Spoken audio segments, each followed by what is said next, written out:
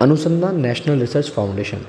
अगर मैं आपको बताऊं कि आज की डेट में अगर चाइना भारत से बहुत ज़्यादा आगे है तो उसके पीछे का एक बहुत बड़ा जो रीज़न है वो है research and development, that is called R&D। तो अगर मैं बताऊं, अभी तक भारत में अगर सबसे बड़े लेवल पे किसी चीज़ की कमी है तो वो है रिसर्च एंड डेवलपमेंट की। एंड अब इसी चीज़ को पूरा करने के लिए हमारी गवर्नमेंट ने they have just launches basically one thing that is called अनुसंधान नेशनल रिसर्च फाउंडेशन। इस रिसर्च फाउंडेशन का एकाध मकसद है, एकमात्र मकसद है, that is what the development of country. यानी कि कंट्री की रिसोर्सेज को इस तरीके से यूज़ किया जाए, इस तरीके से रिसर्च की जाए जिससे कि हो सके तो भारत को आने वाले टाइम में डिफरेंट सेक्टर में बढ़ोतरी देखने को मिले।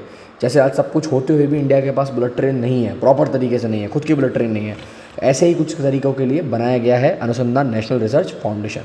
नमस्कार दोस्तों, मैं मोहित शर्मा एलके अकेडमी से, और आज की वीडियो में हम बात करने जा रहे हैं इसी रिसर्च सेंटर से रिगार्डिंग पूरी इन्फॉर्मेशन के बारे में जो मैं आपको इस वीडियो में दूंगा। बट उससे पहले मैं बताना चाहूँगा कोई एक इंपॉर्टेंट इन्फॉर्मेशन। हमारी अकेडमी हर साल डिफरेंट कोर्सेज लॉन्च करती है। उन्हीं में से कुछ कोर्सेज हैं GPSC, UPSC, NDA, CDS। Now अगर आप इनमें से किसी भी कोर्सेज़ के अंदर एनरोल होना चाहते हो और अपने फ्यूचर को ब्राइट बनाना चाहते हो तो आप सबसे पहले तो आप देखिए इस QR कोड को स्कैन करिए। उसके बाद आपको एक कोर्सेज़ की डिटेल मिल जाएगी। देन आप उनमें से किसी भी कोर्स को ज्वाइन करना चाहते हो, आप मेरा कोड यूज़ कर सकते हो M@05। तो आपको लगभग मोर देन 50% का डिस्काउंट मिलेगा जिससे आप वो कोर्सेज़ को ज्वाइन कर पाओगे। चलिए स्टार्ट करते हैं वीडियो को प्रॉपर तरीके से। हम बात कर रहे थे कि इंडिया की रिसर्च एंड डेवलपमेंट सेक्टर को बूस्ट करने के लिए स्टार्ट किया गया है अनुसंधान नेशनल रिसर्च फाउंडेशन। अब इसके दो मेजर इनिशिएटिव हैं। पहला प्राइम मिनिस्टर प्रोफेशनशिप और दूसरा है इसका partnership for accelerated innovation and research programme. तो दो इसके टारगेट हैं और दो टारगेट के बेसिस पे ये पूरा का पूरा प्रोजेक्ट यहाँ पर किया जाएगा और उन्हीं सबको हम डिस्कस करते हुए यहाँ पर बात करेंगे।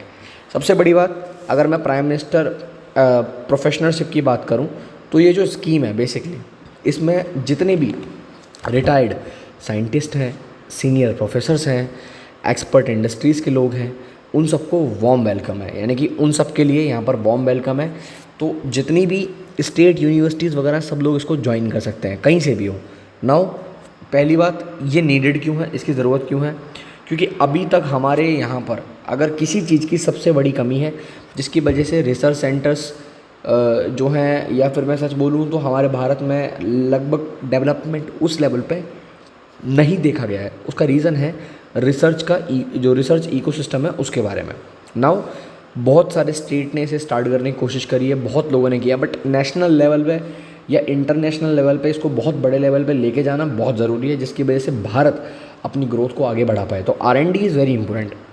अपार्ट फ्रॉम दैट अगर मैं बात करूं तो जैसा कि मैंने आपको बताया इसमें कि कोई भी बंदा जो प्रोफेसर है या पुराना प्रोफेसर है, रिटायर्ड सुपरिटेंडेंट है ना, रिटायर्ड साइंटिस्ट है, प्रोफेसर है, इंडस्ट्री प्रोफेशनल्स है, या कोई भी मतलब ऐसा इंसान जो कि टॉप इंडियन और फॉरेन इंस्टीट्यूशन से बिलोंग करता है, या फिर ऐसे लोग जो अभी भी प्रैक्टिस कर रहे हैं, अभी भी एक्टिव है, जो अभी रिटायर्ड नहीं हुए हैं बट उनको प्रूव करना पड़ेगा they are best in everything, ऐसे लोगों को यहाँ पर वार्म वेलकम है।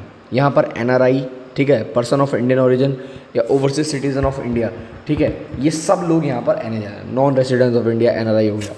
तो ये सब लोग यहाँ पर एलिजिबल हैं। बस रीज़न क्या है, इनको फुल टाइम जॉब करनी पड़ेगी, जहाँ ही रह रहे हैं उनको वो जगह छोड़कर यहाँ फुल टाइम जॉब करनी पड़ेगी और यहाँ पर प्रॉपर तरीके से रिसर्च करनी पड़ेगी, है ना।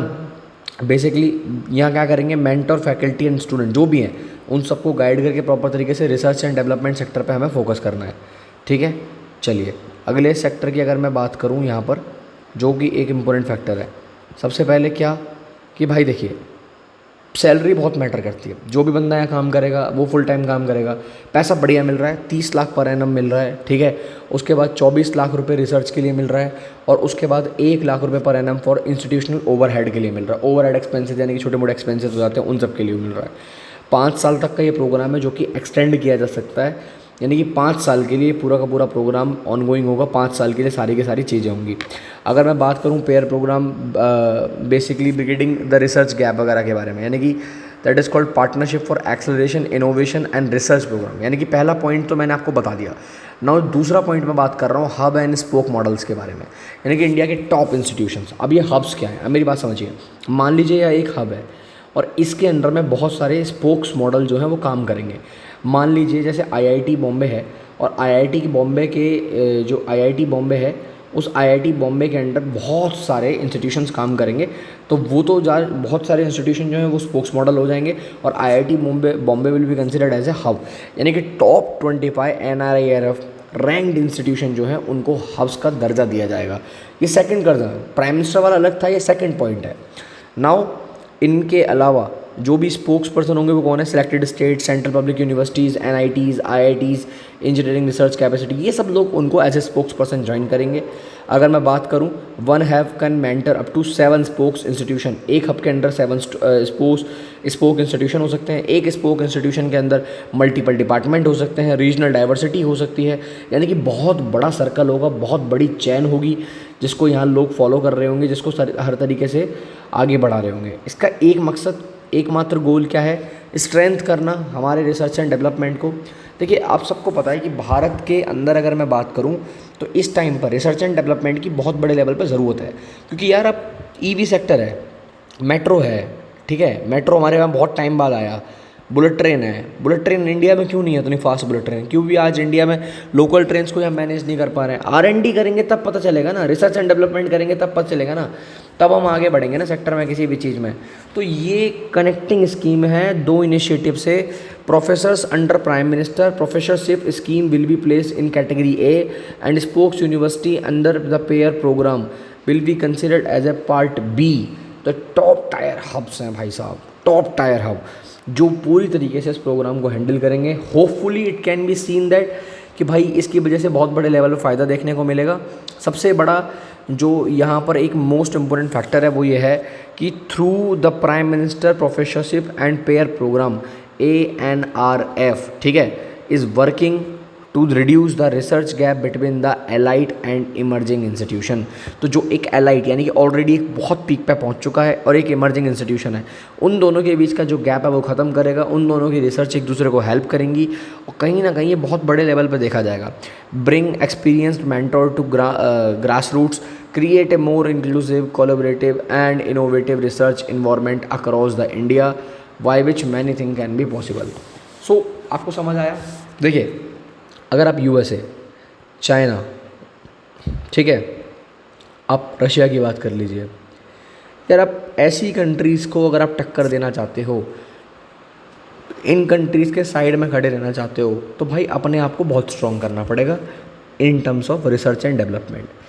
ये एकमात्र सेक्टर है जो कि डिफेंस से कनेक्टेड है, जो कि आपकी कहीं ना कहीं इकोनॉमिक ग्रोथ से कनेक्टेड है और बहुत सारे सेक्टर से कनेक्टेड है।